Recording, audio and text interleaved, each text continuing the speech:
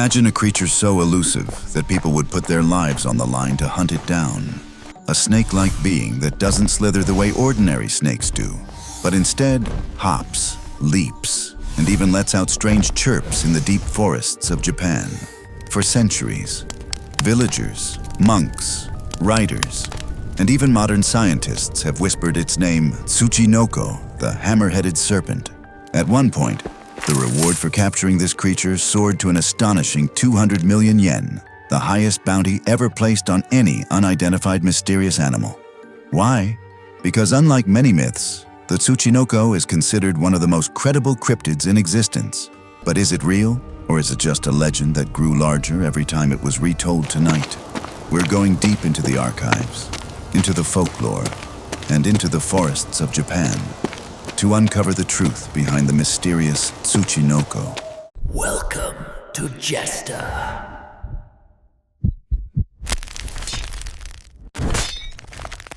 From the mountains of Nara and Shikoku to the forests of Nagano, the legend of the Tsuchinoko has slithered through Japanese history for centuries.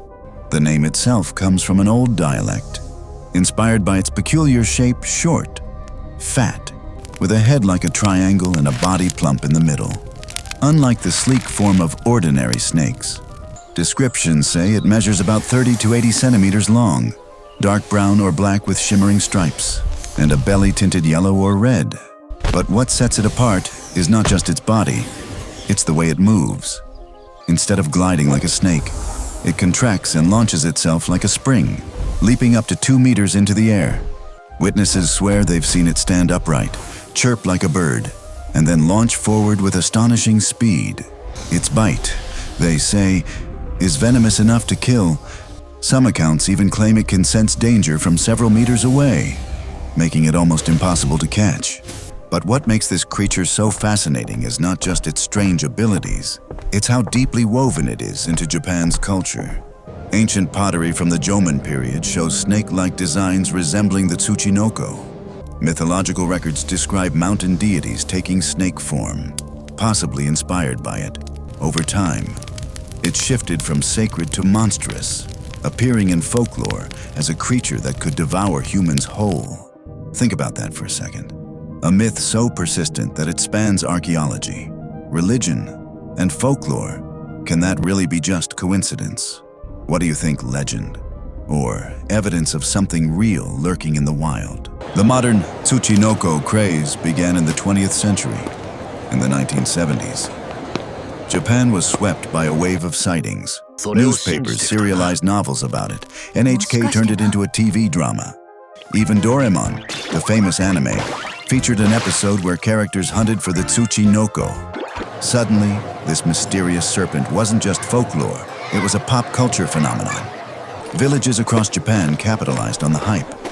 Higashi Shirakawa village even built a Tsuchinoko museum and a shrine dedicated to it.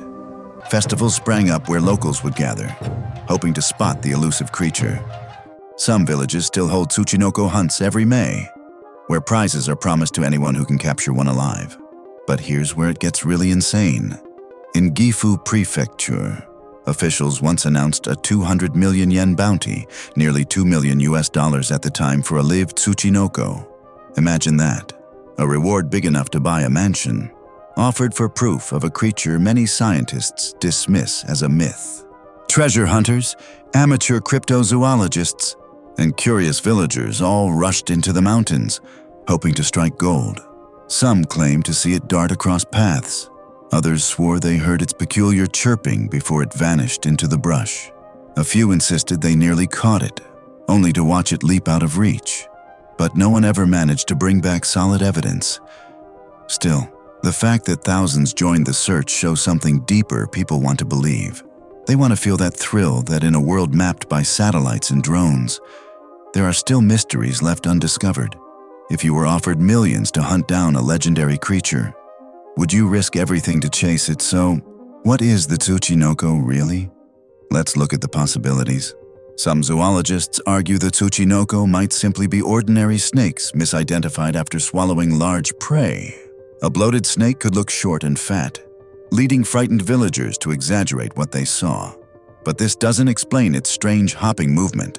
Others suggest the Tsuchinoko might be foreign reptiles introduced accidentally. For example, the Gaboon viper of Africa has a triangular head and plump body, eerily similar to Tsuchinoko descriptions, or the blue-tongued skink from Australia short, fat, with tiny limbs often hidden by grass, could easily be mistaken for a limbless snake. Interestingly, these lizards were imported into Japan in the 1970s, right when Tsuchinoko sightings spiked. A more thrilling possibility is that the Tsuchinoko is a yet undiscovered species, a relic of an ancient line of reptiles. After all, fossils show countless species of snakes and lizards that no longer exist today. Could one lineage have survived, hidden deep in Japan's forests? And then there's the skeptical view maybe the Tsuchinoko never existed at all.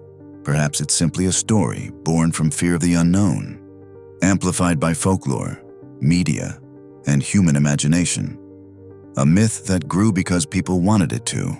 But here's the thing. Legends don't survive for centuries without a kernel of truth. Ancient totems, modern sightings, massive hunts all point to something that left a mark on human memory. So what do you believe, a fat snake, an exotic lizard, or a real cryptid waiting to be found? The Tsuchinoko is more than just a creature, it's a mirror of human curiosity. For centuries, it's leapt through Japan's history, from ancient pottery to anime screens, from whispered village tales to million-dollar bounties. Whether real or imagined, it represents something we all crave: mystery, in a world that feels too explained. Think about it.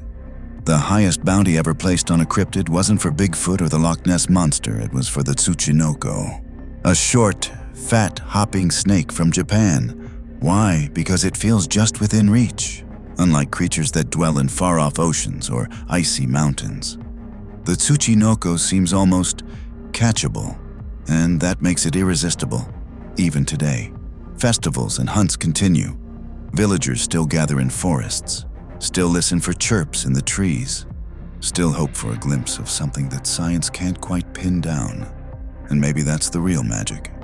The Tsuchinoko doesn't just hide in the mountains, it hides in our imagination, reminding us that the world is still full of secrets.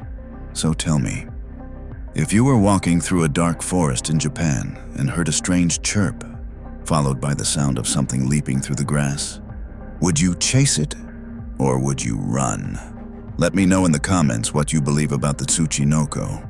And if you enjoyed this dive into the mysterious, make sure to subscribe, share this video with fellow mystery lovers, and join me again as we uncover more secrets of the unknown. Because sometimes, the truth is stranger than legend.